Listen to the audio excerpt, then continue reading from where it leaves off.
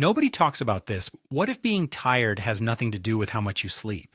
You slept 8 hours, maybe even 9, but you wake up feeling like you never closed your eyes. This might explain how you feel and why it keeps happening no matter what you do. For millions of people, tiredness is not just physical, it lives in the mind. Psychologists call it mental fatigue, and it hits you hardest when your emotions have nowhere to go. You move through the day on autopilot, present, but not really there. Even simple tasks feel like climbing a mountain. Your brain just won't start. So you reach for coffee, again and again, hoping this time it will actually work. But here's what nobody tells you. You're not tired because you need more sleep. You're tired because something inside you has been running without a break for a very long time. And that thing running inside you, psychologists have a name for it. It's called emotional exhaustion. And it's completely different from being sleepy. Emotional exhaustion doesn't come from doing too much. It comes from feeling too much for too long. Think about the last time you suppressed anger at work or swallowed your feelings in an argument. Every time you did that, every single time, your nervous system paid the price. That moment you get home and just lean against the door. That's not drama.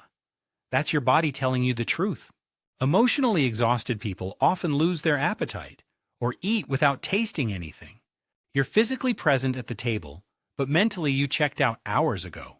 And when bedtime finally comes, your body lies down, but your mind refuses to stop. This is the exhaustion loop, too tired to function, too wired to rest. And the next morning it starts all over again, not because you're weak, but because no one taught you how to process what you carry. So where does this kind of exhaustion actually come from? Psychologists have identified several root causes, and the first one surprises most people: chronic overscheduling. When you never give your brain genuine downtime, it starts charging you interest. The second cause is something called emotional labor, and it affects people pleasers the most. Emotional labor is the invisible work of managing how you appear to others, pretending to feel what you don't. Every smile you forced, every frustration you swallowed, every time you said "I'm fine," it all costs energy. A third cause is what researchers call unresolved emotional tension, carrying feelings you've never fully processed. Grief you never grieved, anger you never expressed, anxiety you kept pushing aside. These emotions don't disappear when you ignore them, they just become weight. Weight that slows your thinking, dulls your emotions, and makes even joy feel distant. You might be surrounded by people who love you and still feel completely alone inside. That feeling is not weakness. It's what happens when you've been strong for too long without stopping to feel. Now let's talk about what actually helps. Because rest alone is not the answer. The first thing that genuinely helps is called emotional discharge. Not venting, actually processing. Writing out your thoughts, not for anyone else. Just releasing them onto paper shifts the nervous system. Movement, even slow, gentle movement, tells your body it's safe to let go. Stillness is not laziness. For someone who is emotionally exhausted, stillness is medicine. Connection is one of the most powerful antidotes to emotional exhaustion. Not social media, real human presence. Talking to someone who truly listens, even for 15 minutes, begins to discharge what months of silence has stored. Real recovery begins when you address the source, not just the symptom. When you start giving your emotions a place to land, something in you begins to breathe again. Researchers at Berkeley found that simply naming what you feel reduces its intensity in the brain by up to 50%. Just saying, or writing, "I am exhausted and I don't know why," is the beginning of actually recovering. And the most important thing, you have to stop treating yourself like a machine that just needs more fuel. Your energy is not a resource to manage. It's a signal to listen to. Small acts of self-care are not indulgent. For emotionally exhausted people, they are structural repairs. Protecting your attention, choosing what your mind feeds on, is one of the most powerful things you can do. Therapy is not a luxury for people who are broken. It's a tool for people who are ready to understand themselves. Physical movement is not about fitness here. It's about completing the stress cycle your body started and never finished. After a run, a swim, even a long walk, your nervous system exhales. And so do you. Nourishing your body is not separate from healing your mind. They are the same conversation. Deliberately disconnecting from your phone, even for 20 minutes, lowers cortisol measurably. Science says so. Rest is not a reward you earn. It is a biological need you cannot negotiate with. People who are always tired are often people who have never truly given themselves permission to stop.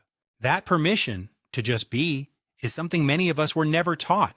Many chronically tired adults learned as children that rest had to be earned, that worth came from output. And here's the truth. That version of you did the best they could, but you don't have to keep living by those rules. The most exhausted people are often the most giving ones. You cannot pour from an empty vessel, you know that. Start small. What is one thing you've been feeling that you haven't let yourself name yet? Write it down, say it out loud, let yourself believe it. Recovery from emotional exhaustion looks quiet. It doesn't announce itself.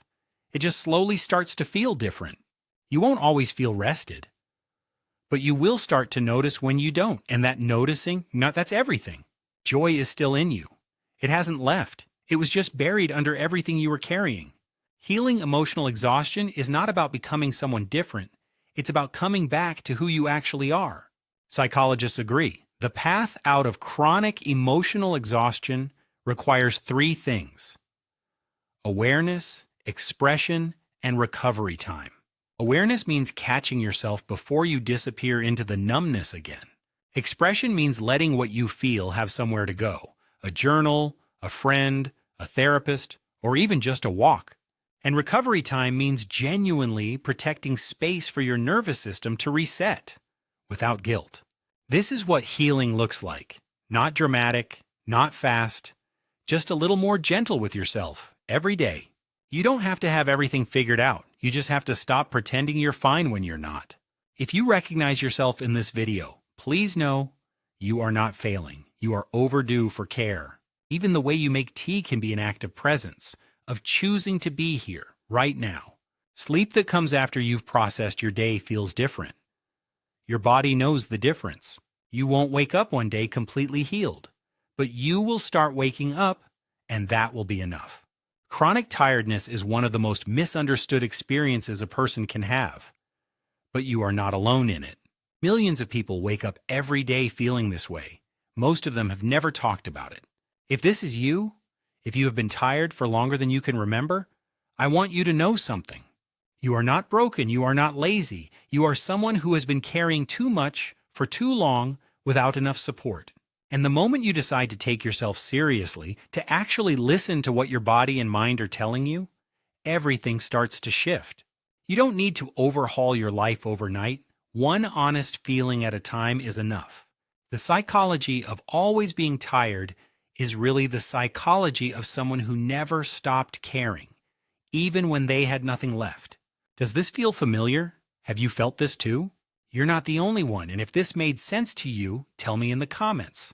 Take care of yourself. I'll see you in the next one.